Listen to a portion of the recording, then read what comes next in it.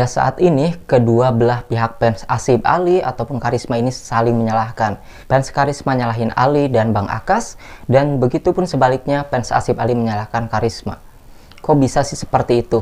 Nah, jadi di sini jangan saling menyalahkan ya.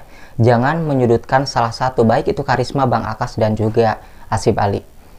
Yang pertama ya, di sini akan kita bahas ketiga orang ini dari segi kesalahan kalau misalnya kita bicara privasi.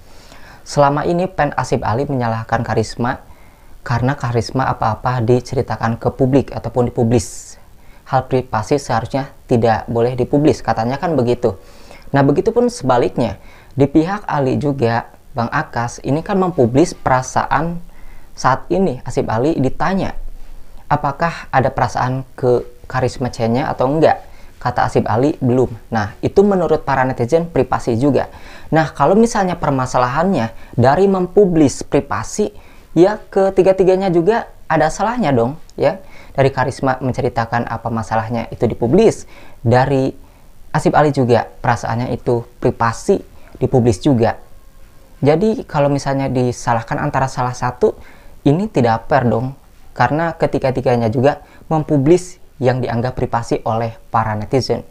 Kemudian, jika fans Karisma menyalahkan Bang Akas sebagai sutradara yang mengatur Asif Ali, tentunya kalian harus berpikir balik. Bagaimana Karisma C-nya dan Asif Ali bisa bertemu jika Asif Ali tidak ditampung Bang Akas? Nah, jadi kalian jangan seenaknya juga untuk menyalahkan Bang Akas, karena tanpa ada Bang Akas, Asif Ali belum tentu bisa bertemu dengan Karisma C-nya karena tidak ada yang menampung di Indonesia. Itu ya jawabannya. Dan Karisma C-nya harus kalian tahu, dengan Bang Akas Elahi ini sudah kenal. Beberapa tahun lalu itu ada postingannya dengan istrinya juga. Jadi Karisma C-nya dan Akas Elahi ini bukanlah orang yang baru kenal saat Asif Ali datang, tetapi sebelum Asif Ali ada pun Karisma dan Akas Elahi ini sudah mengenal, begitu ya. Jadi jangan menyalahkan salah satu di antara mereka. Kalau dari segi kesalahan, ketiga-tiganya juga ada. Kalau dari segi kebenarannya ataupun positifnya juga, ketiga-tiganya juga ada. Yang pertama di sini Karisma C-nya. Karisma C-nya dia positif, ya, ngasih perasaan ke Ali. Dia membantu Ali untuk menyembuhkan luka dari masa lalunya. Dan apa yang diutarakan, misalnya dia perasaannya dipublis, itu tergantung dari bagaimana kalian berpikir ya. Misalnya Karisma C-nya di sini bercerita mengenai perasaannya. Ada yang mengatakan, "Oh, apa-apa kok masalah diceritain." Itu cara pandang yang pertama. Kita juga bisa memandang dengan cara yang kedua, yaitu, "Oh, Karisma C-nya mempublis itu mungkin dia ingin terbuka kepada fansnya, tidak mau tertutup." Nah, jadi bisa positif, bisa enggak. Apa yang dipublis Karisma C-nya ini tergantung dari pola pikir netizen. Begitu ya. Nah, di sini juga Bang Akas juga tidak bisa disalahkan. Juga bisa disalahkan, tergantung dari cara pikir kalian seperti apa. Kalau misalnya cara pikir kalian salah, pasti kalian akan menganggap bahwa Bang Akas ini mengatur Asif Ali. Tetapi balik lagi, tanpa ada Bang Akas, Asif Ali tidak mungkin bisa bertemu Karisma C-nya dikarenakan tidak ada yang menampung Asif Ali di Indonesia. Itu yang harus kalian tahu. Kemudian, di sini Bang Akas kan bilang, kalau misalnya Asif Ali udah kerja, maka apapun bisa dia lakukan. Ya, mau punya pacar, mau nikah, kan dia punya uang. Kalau kita melihat dari live ya yang dilakukan oleh Akas dan Karisma C-nya mengatakan begini. Masa sih harus aku terus yang datang? Masa harus cewek terus yang datang?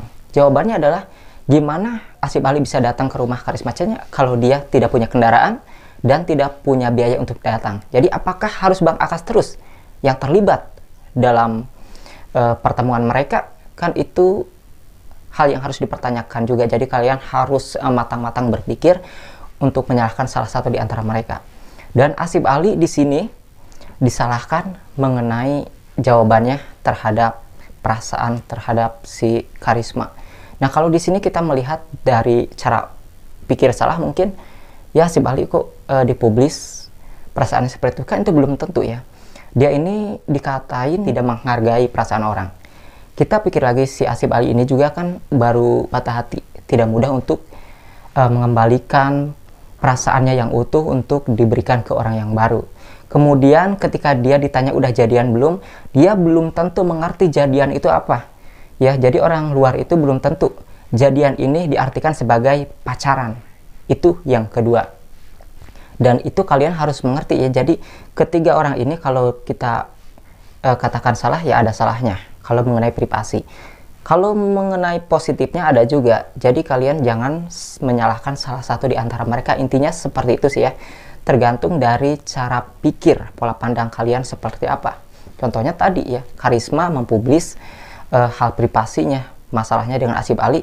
Kalau misalnya cara pikir kalian agak negatif, mungkin kalian, wah apa-apa kok dipublis sih, gak usah lah yang privasi publis. Tetapi kalau misalnya cara pandang kalian positif, oh berarti Karisma C-nya di sini mau terbuka sama fansnya, kan begitu ya. Jadi semua ini positif atau tidaknya tergantung dari cara kalian berpikir ketika menangkap sesuatu. Nah, jadi untuk kedua belah pihak fans ini jangan saling menyalahkan, karena ada pihak ketiga ya, ada pihak ketiga yang justru sangat senang jika kedua belah pihak fans ini berantem, apalagi menjauhkan Karisma dan juga Asif Ali. Intinya, meskipun di antara ketiga orang tersebut memiliki kesalahan ya, jangan menilai seseorang berdasarkan apa yang kamu lihat pada saat itu. Bisa jadi orang tersebut merubah perilakunya dan menjadi lebih bijak lagi ke depannya. Jadi jangan menilai orang pada saat itu aja, karena dia itu bisa berubah seiring berjalannya waktu. Itu saja sih pesan-pesannya ya.